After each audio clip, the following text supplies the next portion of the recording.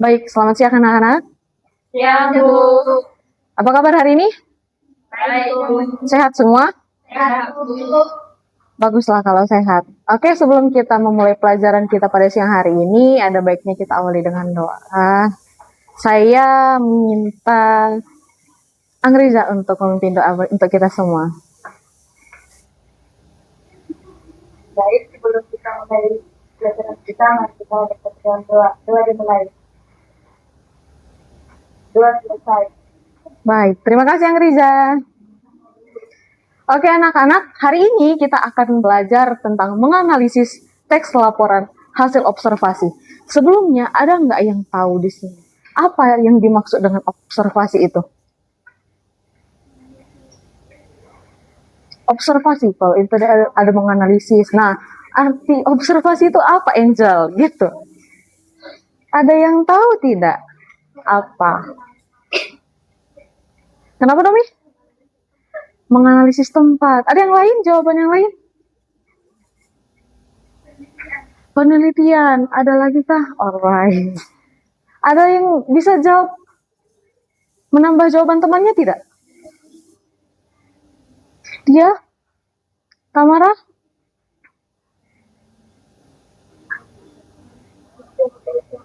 Nurhayani? Ya, kurang lebih observasi itu kita mengetahui bahwa kita akan meneliti secara khusus, secara lebih detail. Jawabannya sudah mulai benar, tapi mari kita lihat lebih dalam lagi. Sebelum masuk ke teks laporan hasil observasi, seseorang yang mengatakan, ada yang kenal Mario Teguh? Ini seorang yang menginspirasi banyak orang. Nah, salah satu perkataannya mengatakan bahwa orang-orang yang berhenti belajar akan menjadi masa lalu. Dan orang-orang yang masih terus belajar akan menjadi pemilik masa depan. Nah, kalian mau menjadi pemilik masa lalu atau mau jadi pemilik masa depan? Tanya, Bu. Tampaknya si Nur ini masih tinggal sama masa lalunya. Dia masih mengingat-ingat masa lalunya. Jangan ya Nur ya. Ya, jadi kita semua sepakat ya, kita harus menjadi pemilik masa depan ya. Untuk itu kita harus rajin belajar. Oke anak-anak? Oke. Sekarang, iya di sini ada gambar handphone. Ada dua kalimat yang saya tampilkan di sini. Yang pertama, HP ini mereknya Samsung A54 5G. Lalu ada tulisan yang kedua, HP merek Samsung ini bagus banget. Nah, di mana di sini yang termasuk fakta? Yang atas. Coba, Tamara yang mana? Coba dibaca, apa yang atas itu?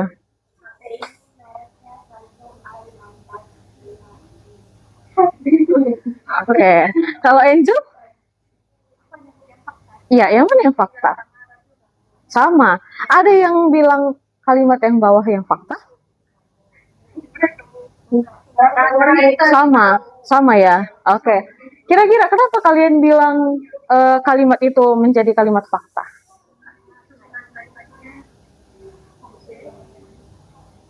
Menurut Tamara apa? Oke, merek HP-nya begitu benar. Menurut Nomi?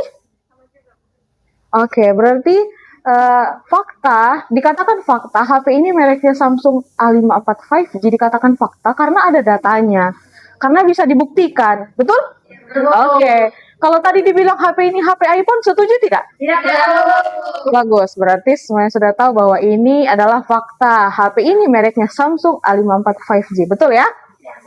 Lanjut. Mengapa sih kita perlu mempelajari LHO atau laporan hasil observasi? Terutama hari ini kita akan mengutik sebagian dari dunia digital. Karena saya lihat di sini semua calon-calon yang punya cita-cita jadi konten kreator, pebisnis. Jadi apa lagi? Kamu jadi apa, Nur? Presiden, influencer, amin. Oke, kita perlu mempelajari teks laporan hasil observasi ini salah satunya adalah untuk membedakan antara kenyataan yang berisi dengan data dan asumsi yang berisi pendapat. Jadi kita tadi sudah mulai membedakan yang mana kenyataan atau fakta yang berisi dengan data, lalu asumsi yang berisi pendapat dari teks yang tadi ya. Ini adalah skill yang penting agar kita tidak mudah termakan hoax di dunia digital. Oke? Lalu di sini teks LHO didefinisikan sebagai berikut. Coba Angel baca dulu definisinya. Definisi teks yang berisi penjabaran umum mengenai sesuatu berdasarkan pengalaman langsung. Oke. Teks yang berisi penjabaran umum mengenai sesuatu yang berdasarkan hasil pengamatan langsung. Jadi LHO itu, kita membuat teks LHO itu ketika kita mengobservasi secara langsung atau ya saat ini. Jadi tidak dengan pendapat orang lain atau kita titip ya, saya mau ada tugas atau tolong dong observasi ke sana. Jadi orang lain, bukan kitanya. Jadi LHO itu berdasarkan hasil pengamatannya kita langsung, bukan pengamatannya orang lain, bukan pengamatannya si kawan kita yang siapa gitu. Dan sifatnya itu objektif atau berdasarkan fakta, bukan perasaan pribadi. Menurutku handphone itu tadi kan ada tadi kan opini kan. Nah, kalimat itu adalah perasaan pribadinya. HP ku itu bagus banget loh gitu. Jadi kalau fakta ada datanya, sementara kalau perasaan pribadi ada bahasa-bahasa yang menggunakan menurut saya atau menurut pendapat saya, menurutnya begitu. Dan sifatnya ini teks LHO ini adalah informatif. LHO adalah cara kita untuk berbagi data, bukan berbagi opini. Intinya ketika kamu melihat, lalu kamu amati, kamu tulis apa adanya. Jadi LHO itu bukan kita karang-karang menurut kita sendiri. Misalnya kita melihat TV atau layar ini. Jadi kita lihat di sini layarnya harusnya kita bisa lihat berapa inci, lalu aplikasinya apa saja, gitu ya. Itu pernyataan yang benar-benar ada datanya dan bisa kita buktikan, gitu ya. Lalu itu nanti kita tuliskan ke dalam laporan hasil observasi sesuai data yang kita temukan, tidak ditambah-tambahin, tidak berdasarkan asumsi atau pendapat dari kita sendiri gitu ya. Lalu strukturnya di sini ada 3. Yang pertama ada pernyataan umum atau klasifikasi, lalu yang kedua ada deskripsi bagian, dan yang ketiga itu ada deskripsi manfaat. Untuk pernyataan umum atau klasifikasi anak-anak itu ada pembuka yang berisi pengertian atau penggolongan objek yang diamati. Jadi biasanya pernyataan umum itu berisi tentang pengertiannya, apa yang dimaksud dengan objek yang kita amati, begitu ya. Lalu deskripsi bagian, ini berisi tentang aspek-aspeknya, komponennya, lalu ada jenis-jenis dan apa sih yang menjadi bagian-bagian atau fungsi-fungsi dari objek yang kita amati kalau ada begitu. Lalu deskripsi manfaat, itu penjelasan mengenai kegunaan atau fungsi objek tersebut bagi manusia dan lingkungan. Intinya manfaatnya itu objek yang kita amati atau yang kita observasi itu apa sih manfaatnya begitu. Lalu ketika sudah kita temukan apa manfaatnya, lalu kita tuliskan deskripsi manfaatnya. Jadi diingat ya, ada 3 struktur untuk laporan hasil observasi. Tadi apa aja? Yang pertama? Yang kedua? Dan yang ketiga? Oke, diingat ya.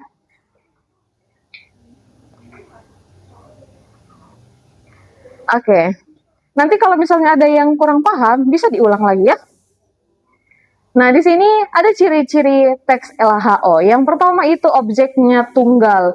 Dalam arti itu suatu hal atau benda atau orang. Jadi kita tidak bisa mengobservasi yang namanya contoh ya, kita tidak bisa mengobservasi orang berbudaya Sunda. Kita tidak bisa. Karena apa? Itu objeknya tidak khusus atau tidak tunggal. Kira-kira ada yang tahu apa yang termasuk objek tunggal di sini? Tadi kalau misalnya tidak tunggal, dia contohnya sekumpulan orang Jawa atau sifat-sifat orang Sunda atau kayak tadi handphone. Jadi itu kan sifatnya banyak, tidak tunggal. Kira-kira yang tunggal yang termasuk di sini apa aja? Ada yang bisa kasih contoh?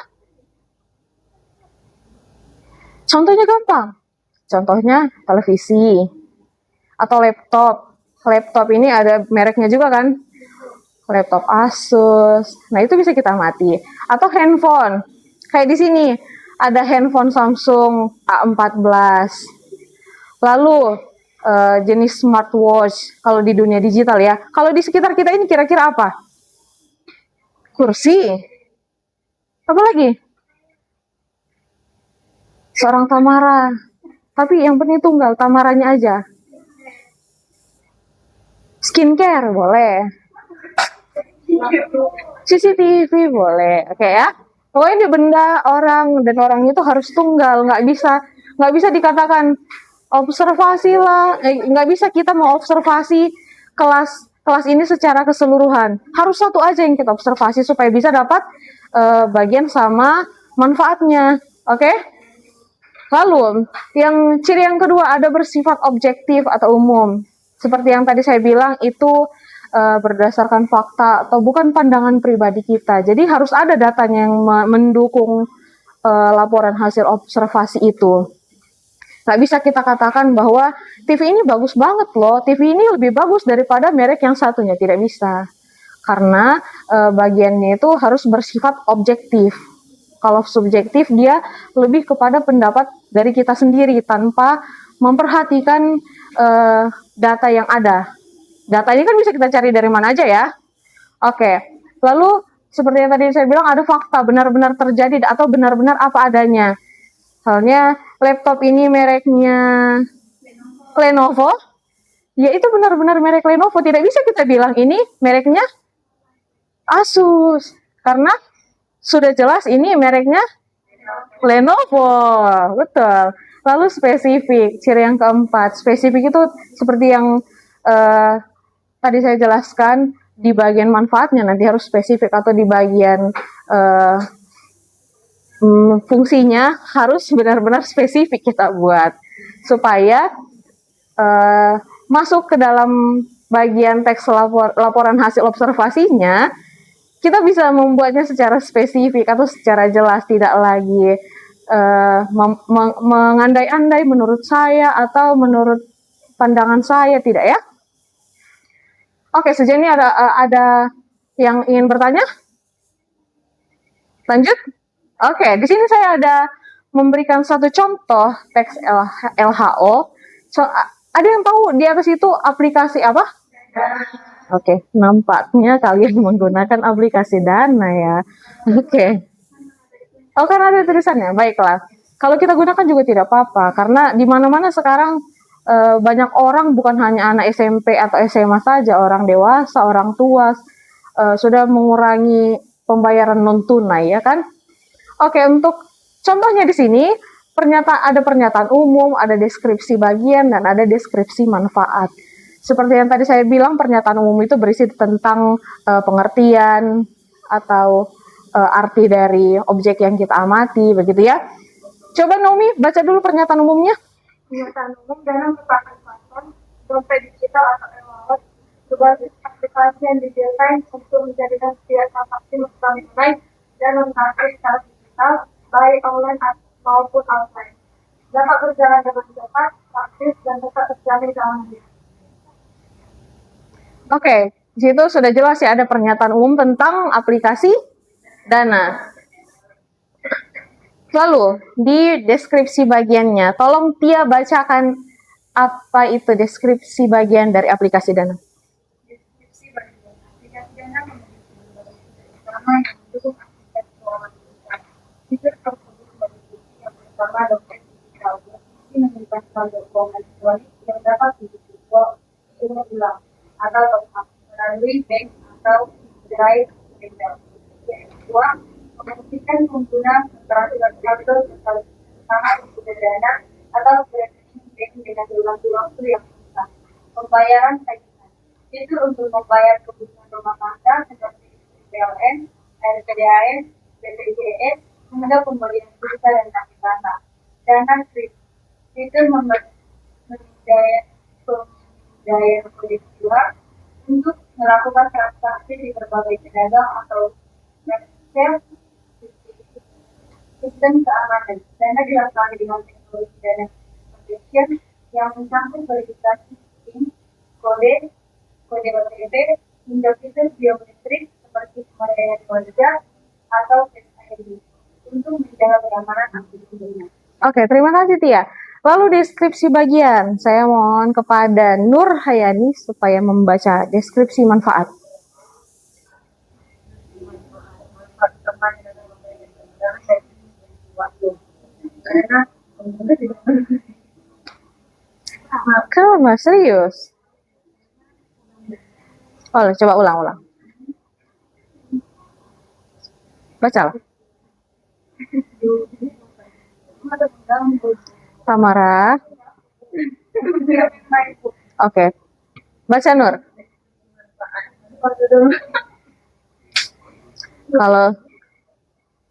Kalau tertawa-tertawa begitu, bagaimana kamu bisa serius belajar? Coba ulang, serius. Tidak usah dilihat ke arah sana, lihat saja ke arah proyektornya. Tamara. adalah memberikan pengurangan efisiensi waktu karena pengguna tidak perlu lagi membawa uangnya dan lebih juga banyak atau mengantri di Oke, jadi sudah jelas ya di sini ada 3 pesan umum, deskripsi bagian, dan deskripsi manfaat. Sampai di sini, ada yang ingin bertanya? Sudah jelas ya, yang pertama tadi pernyataan umum itu berisi tentang? Oke, tadi di deskripsi bagian ada apa saja? Oke, di deskripsi manfaat ada apa saja? Oke. Karena kalian sudah paham dan tidak ada yang bertanya tadi, di sini ada yang tahu ini aplikasi apa saja atau benda apa saja? Coba Angel. Coba satu-satu. Yang ini pertama apa ini? Oh iya, ini tidak terlalu kelihatan ya, mereknya Asus. Iya, Asus. Lalu yang di tengah? Galaxy A4 5G. Oke, kalau sebelah sana, ini aplikasi apa nih? Sering kalian pakai? Oh. Kalian pernah pakai Shopee? Oke, sama dong kayak saya. Kalau TikTok, kalian pernah pakai? Oke, siap. Saya akan follow akunnya Angel nanti bila. Oke, yang terakhir ini, ada yang tahu ini apa? Smartwatch, betul. Jadi tugas kalian di sini hari ini, kalian harus membuat laporan hasil observasi sesuai dengan gambar yang saya berikan di sini. Boleh dipilih salah satunya atau begini saja supaya tidak terlalu lama. Ini akan menjadi 3 kelompok.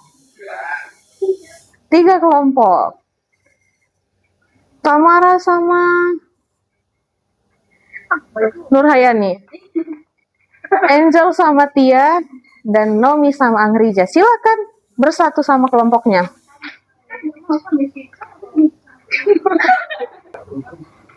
Sudah? Kalian akan saya beri waktu 10 menit. Oh, tidak usah terlalu lama ya. Kalian kan tadi sudah paham ya kan? 5 menit untuk mengerjakan atau membuat teks LHO dari barang atau aplikasi ini. Pilih saja salah satunya. Tapi harus beda semua. Kalian pilih apa? Oke. Laptop. Oke, silakan. Dalam waktu 5 menit kalian harus menyelesaikan membuat teks laporan hasil. Tidak boleh. Kan tadi kalian sudah paham cara membuat laporan hasil observasi. Kalian tidak punya kertas?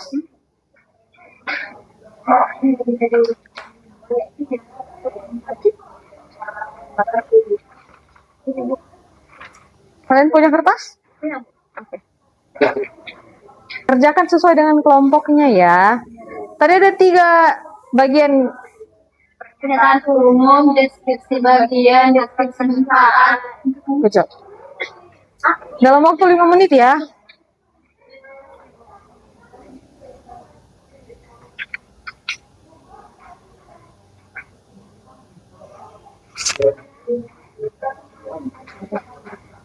Kerjasama ya.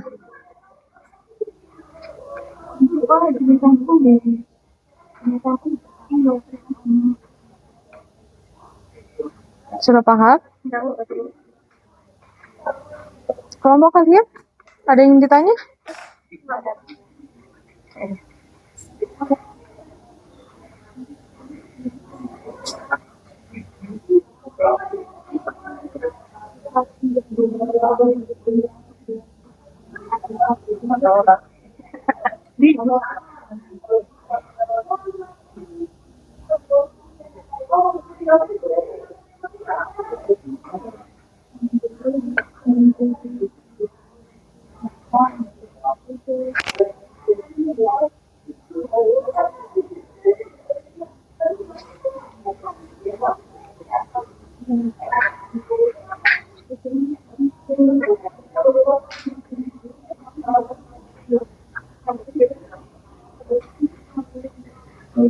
Supaya cepat, satu mengerjakan deskripsi manfaat, satu mengerjakan deskripsi bagian. Kerjasama yang baik.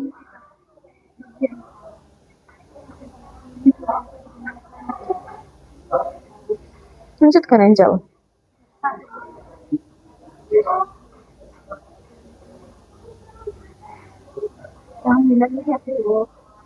Kan saya harus periksa tugas kamu. Kerjakan, Angel.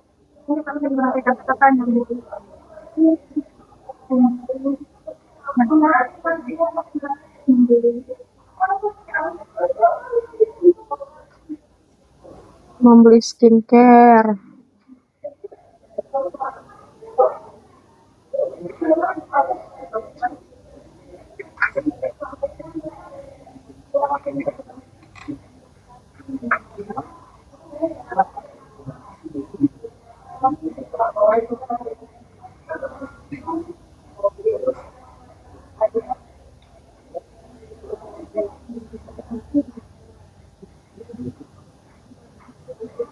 Ada yang udah selesai? Belum?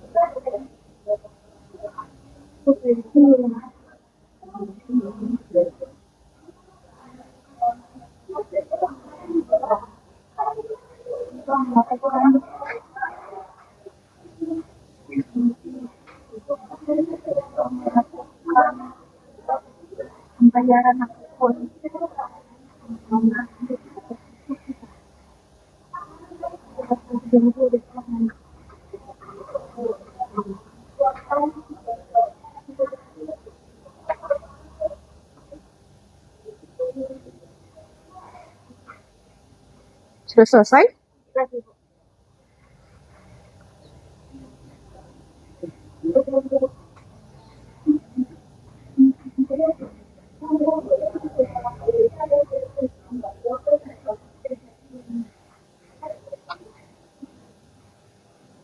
Waktu kalian 1 menit lagi ya.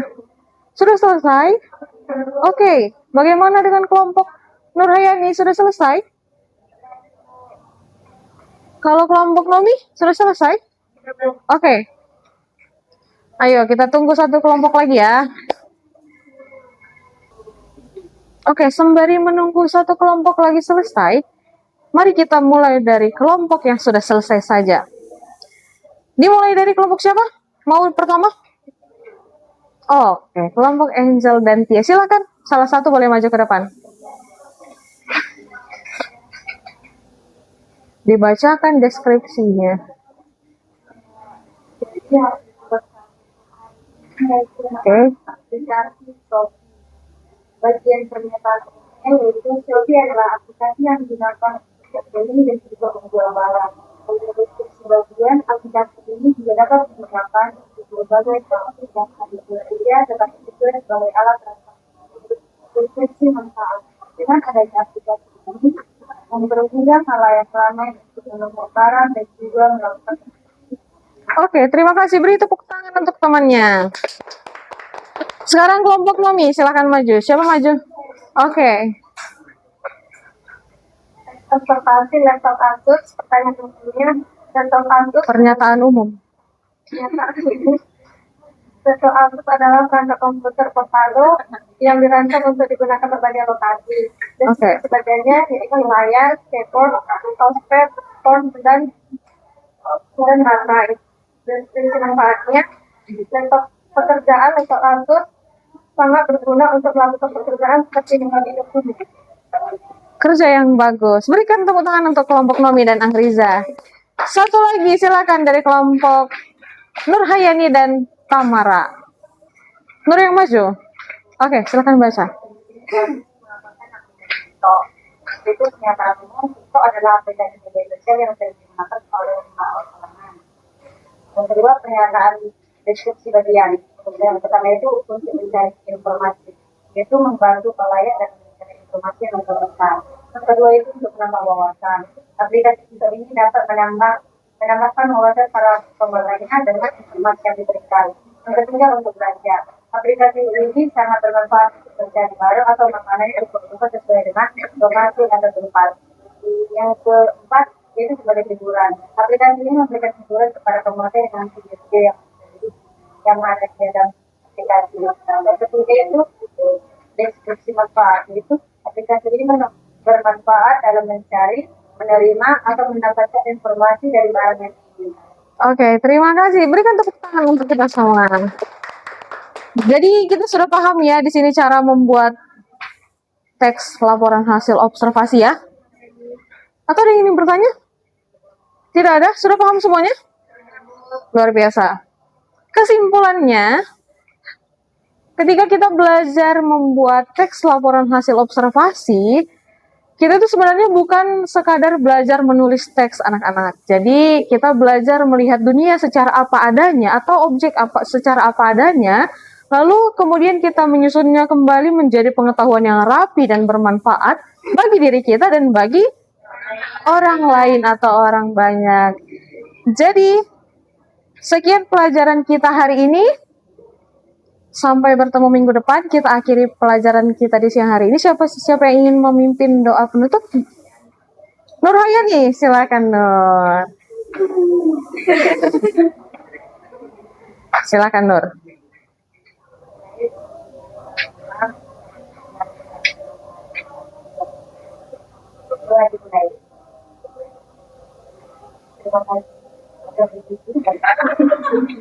Baik, terima kasih semua anak-anak.